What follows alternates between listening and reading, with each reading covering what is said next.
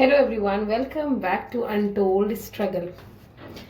आज का जो ये वीडियो है ये है बेसिकली अगर आप इग्नू से कोई भी कोर्स कर रहे हैं और अगर आपको प्रैक्टिकल अटेंड करना है तो वो किस तरीके से जो है वो होता है और क्या क्या प्रोसीजर्स होते हैं, क्या क्या चीज़ें हमें करनी होती है, मतलब कंप्लीट जो डिटेलिंग है ना अबाउट प्रैक्टिकल्स, वो इस वीडियो में मैं आपको एक्सप्लेन करूँगी।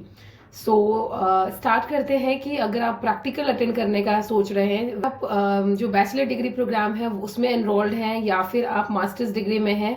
और क्योंकि अभी मैं प्रोसीड कर रही हूँ अपना जो मास्टर्स इन फिजिक्स है वो प्रोग्राम, तो अगर आप एमएससी भी कर रहे हैं और उसमें भी कोई लैब अटेंड कर रहे हैं या फिर आप बीएससी कर रहे हैं और उसमें आपको लैब अटेंड करना है, तो क्या प्रोसीजर होता है वो कंप्लीट आपको इस वीडियो को देखने के बाद अच्छे से क्लियर हो जाएगा, समझ आ जाएगा।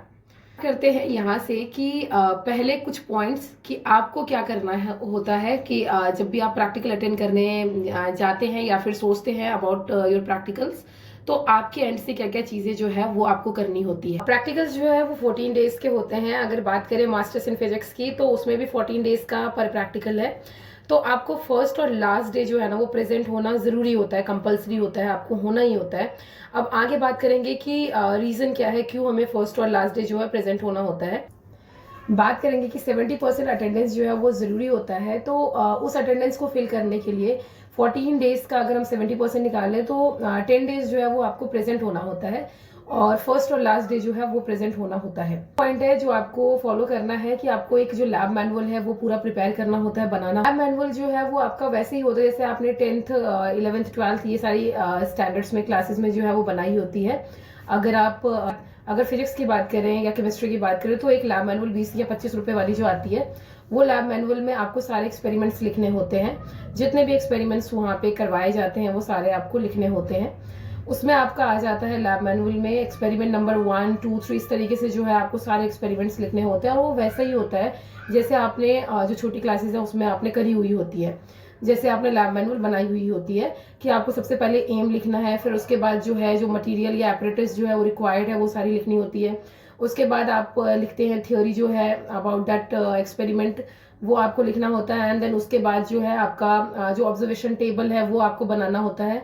एंड देन लास्टली जो है रिजल्ट जो है, जो कंक्लूजन कहते हैं हम, उसको कंक्लूड करना होता है, रिजल्ट लिखना होता है। थर्ड पॉइंट है आपका वाइबा के लिए आपको प्रिपेयर करना होता है खुद को। वाइबा जो है वो हर दिन होता है, मतलब जिस दिन भी आपका एक्सपेरिमेंट चल रहा होता है ना उसके साथ साथ वाइबा जो है उसके लिए आपको बुला लिया जाता है। तो आप वाइबा भी प्रिपेयर करते रहेंगे साथ के साथ, मतलब ये आपके एंड से जो चीजें हो रही है वो मैं बता रही हूँ। तो वाइबा के लिए आप क्या करेंगे, जैसे कि आपको पता चल जाएगा कि जो नेक्स्ट डे है वो ये वाला प्रैक्टिकल है, तो उससे पहले ही आप क्या करेंगे, एक रात पहले ही आप उस प्रैक्टिकल के बारे में, उस एक्सपेरिमेंट के बारे में डिटेलिंग जो है सारी पढ़ लेंगे। जितने भी एप्लीकेशंस हैं उस प्रैक्टिकल से रिलेटेड या फिर उसके जो डेली यूजेस हैं वो पढ़ लेंगे। थ्योरी वाला पार्ट पूरा अच्छे से अपना कॉन्सेप्ट क्लियर कर लेंगे पढ़ के। तो इन सारी चीज़ों से जो है ना आपको ये हेल्प मिलेगी कि जब वाइबा आप परफॉर्म करेंगे वहाँ पे लैब के दौरान, तो आप आंसरेबल हो सकेंगे सामने, जिससे एक पॉजिटिव इम्पैक्ट जो है वो पड़ेगा, आपको भी ईजी होगा आपके एक्सपेरिमेंट को समझने में। नेक्स्ट पॉइंट ये है कि आपको डेली जो अपने एक्सपेरिमेंट्स हैं वो लिखने होते हैं और डेली के डेली जो है लैब को छोड़ने से पहले आपको वो एक्सपेरिमेंट लिख के चेक करवाना होता है अपने जो भी आपके लैब कोऑर्डिनेटर्स हैं या फिर जो टीचर्स हैं उनसे। सिक्स्थ पॉइंट ये है कि आपको टाइम से ही जाना होता है कि अगर किसी स्टडी सेंटर का जो टाइमिंग है वो है 10 से 1 बजे, तो आपको किसी भी कीमत पे जो है 10 बजे प्रेजेंट होना होता है लैब में। और अगर किसी का है, जैसे कि अभी डीबीजी कॉलेज का है 2:50 से लेके 6:50 तक, तो आपको 2:50 पे वहाँ पे प्रेजेंट होना होता है। ये की तरफ से जो है ना एक पॉजिटिव एटीट्यूड दर्शाता है, तो ये चीज करनी होगी आपको। बात करते हैं कि उन्हें क्या करवाना है आपसे। तो सबसे पहले तो ये है कि जब भी आप जिस भी दिन जाते हैं, मतलब अगर आपका डेली ही प्रैक्टिकल चल रहा है हर एक दिन के बेसिस पे, तो डेली बेसिस पे भी जाएंगे तो जैसे जैसे आप जाएंगे तो हर दिन जो है वो पहले आपके एक्सपेरिमेंट को थोड़ा सा थ्योरी वाला पोर्शन जो है एक्सप्लेन करते हैं और साथ में जो है पूरा का पूरा जो एक्सपेरिमेंट है वो डेमोन्स्ट्रेट करके दिखाते हैं। एक रीडिंग लेके भी दिखाएंगे आपको और उसके बाद जो है पूरा वो सेटअप करके रीडिंग लेके दिखाएंगे आपको। और उसके बाद आपसे बोलेंगे कि आप अपना जो ग्रुप है वो बना के 4-4 या 2-2 या 5-5 बच्चों का ग्रुप बना के और फिर आप अपनी जो ऑब्जर्वेशन टेबल है वो फिल करें, अपनी रीडिंग्स ले लें। पूरा का पूरा ग्रुप जो है वो बढ़ जाता है छोटे छोटे ग्रुप्स में और अपना एक्सपेरिमेंट करने लग जाता है। उसी के टाइम जो है वो जो टीचर्स होते हैं वो आपके को आपको वाइवा के लिए बुलाते हैं और एक एक करके जो आपका ग्रुप है उसको वो बुलाते हैं और ग्रुप में जितने भी मेंबर्स हैं उनसे एक एक करके जो है वो ढेरों जो क्वेश्चंस हैं वो करते हैं एज अ वाइवा। वाइवा भी ऐसा ही होता है जैसे आपने 10th 11th 12th में दिया हुआ होता है लैब में, तो वही पूरा पैटर्न होता है कि आपको उसी एक्सपेरिमेंट के बारे में जो है मल्टीपल क्वेश्चंस पूछेंगे, वही सेम एप्लीकेशंस क्या क्या रहे हैं इसके, फिर रिजल्ट क्या आया, जो आप ऑब्जर्वेशन ले रहे हैं उसकी रीडिंग रफली जो है वो चेक करवाएं या किस तरीके से जो फ्लक्चुएशन है वो देखने मिल रहा है। तो ये सारी चीजें जो है वो क्रॉस क्वेश्चन करते हैं वहां पे एज अ वाइवा। और जो थर्ड पॉइंट है कि वो डेली का जो एक्सपेरिमेंट है वो आप जैसे परफॉर्म कर लेते हैं आपका वो लोग वाइवा ले लेंगे एंड आफ्टर दैट जो है ना आपको बोलेंगे कुछ 1-1.5 घंटे का टाइम देंगे कि आप अपना जो एक्सपेरिमेंट है वो लिख लें अपने फाइल में, या फिर कुछ सेंटर्स पे नहीं भी देते हैं, आपको बोलते हैं घर से आप लिख के लाइएगा और फिर नेक्स्ट डे आप पहले उसको चेक करवाएं अपने पिछले एक्सपेरिमेंट को और उसके बाद ही आपको जो है घर जाने की अनुमति मिलती है। बात करते हैं कि अगर मैं कह रही हूँ कि फर्स्ट डे आपको पहुंचना है जरूरी है, तो फर्स्ट डे एक्चुअल में होता क्या है। तो देखिए फर्स्ट डे मैं इसलिए भी बोल रही हूँ और फर्स्ट डे पहुंचने के बहुत से फायदे भी हैं कि क्योंकि ये ओपन है तो किसी भी स्टडी सेंटर पे कोई भी बच्चा जो है वो जाके एनरोल करा सकता है अपना प्रैक्टिकल के लिए। तो फर्स्ट डे ना ऐसा होता है कुछ कि कुछ जो स्टडी सेंटर्स हैं उन्होंने अपने जो नंबर ऑफ स्टूडेंट्स है उसको लिमिटेड कर रखा होता है कि हम जो है 20 बच्चों का ही जो ग्रुप है उसको एक बार में एक्सपेरिमेंट करवाएंगे या 25 के या फिर 30 के। तो उससे एक भी बच्चा अगर एक्सीड हो जाता है, बढ़ जाता है, तो वो उसके लिए नेक्स्ट बैच ही सजेस्ट करते हैं, वो उस बैच में उस बच्चे को एनरोल नहीं करवाते हैं। तो फर्स्ट डे जब आप पहुंचते हैं तो ऐसा कुछ खास नहीं होता है स्टडी सेंटर्स में भी। फर्स्ट डे एक्चुअल में वो number of students he totalling करते हैं, प्रेजेंट लगाते हैं, अटेंडेंस वगैरह लगवाते हैं और साथ में थोड़ी बहुत बातचीत करते हैं कि किस तरीके से जो है हमने डिजाइन किया हुआ है अपने इस लैब को और किस तरीके से कितने दिनों में जो है हम इसको फिनिश अप करवाएंगे। कुछ जो इंफॉर्मेशन है वो दे देते हैं रिगार्डिंग दैट पर्टिकुलर प्रैक्टिकल और उसके बाद ऐसा कुछ ऐसा होता नहीं है, जस्ट कि आपका अटेंडेंस लग जाए, आप उस ग्रुप में जो है ऐड हो जाए। इसीलिए मैं कह रही हूँ कि फर्स्ट डे में आप पहुंच जाए, क्योंकि सेकेंड डे जैसे ही आप जाएंगे और अगर नंबर ऑफ स्टूडेंट्स फिल हो चुका होगा तो आपका कोई चांस ही नहीं बनता फिर एनरोल कराने का, और फिर आपको वही जो वेटिंग है वो 1.5 साल 1 साल की जो वेटिंग है वो करनी होगी। तो इससे बेटर है कि फर्स्ट डे आप किसी भी कीमत पे वहां पे पहुंच जाए और अपने आप को एनरोल करा ले उस बैच में। उसके बाद 70% अटेंडेंस की नीड है तो आप किसी भी दिन जो है वो छुट्टी कर सकते हैं, ऑफ ले सकते हैं। तो आप 3-4 दिन जो है वैसे भी छुट्टी ले सकते हैं क्योंकि 70% अटेंडेंस जरूरी है, तो वो अगर आपका हो जाएगा तो वो बेटर रहेगा। करते हैं कि लास्ट डे क्या होता है बेसिकली स्टडी सेंटर्स में।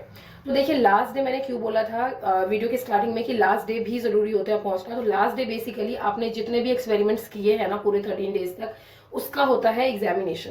तो एग्जाम भी उसको एक्चुअल में एग्जामिन किया जाता है और उसके बेसिस पे ही नंबर जो है आपके इग्नू को भेजा जाता है। और ये कुछ इस तरीके से होता है कि जब आप पहुंचते हैं ना मॉर्निंग में तो आपको वो एक्सपेरिमेंट नंबर बता देते हैं या फिर एम बता देते हैं कि ये आपका एम है एक्चुअल में, और आपको आंसर शीट्स दी जाती है कि आप जो है पूरा का पूरा जैसे आपने अपनी फाइल में लिखा हुआ होता है ना हर एक एक्सपेरिमेंट को, तो वैसे ही आप उसमें भी लिखेंगे, साथ में ऑब्जर्वेशन टेबल भी बनाएंगे और वहीं पे उनके सामने ही अपना जो उसी लैब में अपना जो आपका जो जितना भी इंस्ट्रूमेंट्स है या जो भी आपका एपरेटस है वो सारा सेटअप करेंगे।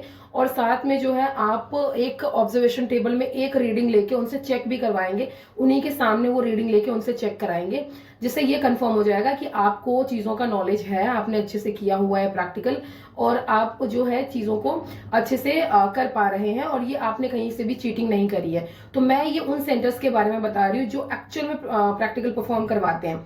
मैंने ऐसे सेंटर्स भी देखे हैं जो प्रैक्टिकल के नाम पे कुछ भी नहीं करवाते हैं, तो फिर वो चीज जो है वो इसमें नहीं आता। वो फिर अपने अकॉर्डिंग ही जो भी वो करवा रहे हैं उसमें आप कैसा परफॉर्म कर रहे हैं वो अपने अकॉर्डिंग ही फिर नंबर लगा देंगे। लेकिन जो सेंटर्स एक्चुअल में करवा रहा है प्रैक्टिकल वो लास्ट डे जो है अच्छे से एग्जामिन करते हैं। उसके बाद जब आप वो आंसर शीट जो है वो उनको दे देंगे, साथ में एक रीडिंग लेके भी आप उनको दिखा देंगे, वो उस रीडिंग पे साइन कर देंगे कि वो मैच कर रहा है रीडिंग जो आपने लिखा है उससे या नहीं। उसके साथ साथ जो है आपको वाइवा के लिए बुलाया जाएगा एक एक करके, और फिर जो भी आपको एक्सपेरिमेंट दिया गया होता है ना उसी के ऊपर जो है ढेरों सवाल पूछे जाते हैं। तो ये आपने ऑलरेडी जो आप हर दिन प्रिपेयर कर रहे थे वाइवा के लिए तो उसी से प्रिपेयर हो जाता है, तो वहां पे इतना डिफिकल्ट नहीं लगता है लास्ट डे में हमें। और साथ में वो क्या करते हैं, तो जो आपने फाइल बनाई हुई होती है ये 13 दिन में और चेक करवाई हुई होती है वो फाइल वो सबमिट कर लेते हैं वहीं पे। जब आपको वाइवा के लिए बुलाते हैं तो आपसे पहले फाइल लेके साइड में रख लेते हैं, फिर आपसे जो है आपका आंसर शीट लेते हैं और वो भी अपने पास रख लेते हैं, फिर आपसे वाइवा लेते हैं एंड दैट्स इट, मतलब फिर आपका डन है। अगर एक और क्वेरी होता है बच्चों को कि क्या इन्विजिलेटर होते हैं लास्ट डे ऑफ प्रैक्टिकल में, तो देखिए इन्विजिलेटर नहीं होते हैं। और अगर मैं बीएससी कोर्सेज की बात करूं तो बीएससी कोर्सेज में इन्विजिलेटर्स होते हैं, और वो ऐसे ही होते हैं, उसी सेम डिपार्टमेंट के ही कोई टीचर आके जो है इन्विजिलेट कर ले, अदरवाइज कुछ ऐसा नहीं होता कि कोई बाहर से आ रहा है। और अगर मैं मास्टर डिग्री कोर्स की बात करूं तो मैंने ये देखा है कि वहां पे इन्विजिलेटर्स नहीं होते हैं। जो 2 टीचर्स हमें डेली बेसिस पे करवा रहे होते हैं लैब, वही आपके लास्ट डे ऑफ प्रैक्टिकल में भी होते हैं। तो डरने की कोई बात ही नहीं है, सिर्फ आपको पहुंचना है, आपका प्रेजेंस ही काफी है।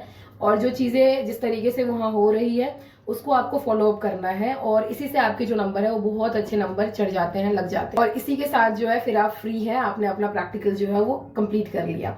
सो ये चीज रही। आई होप मैंने एक एक चीज जो है, एक एक डिटेलिंग जो है यहाँ पे कर दी है अबाउट इग्नू प्रैक्टिकल्स। और अभी भी अगर कोई डाउट है तो प्लीज आप मुझे सजेस्ट करें कि जो भी आपका क्वेरी है या डाउट है उस पर मैं वीडियो बना के शेयर कर दूंगी। And thank you so much. Stay tuned, stay connected, and be positive. Have a nice day. Thank you. Best of luck.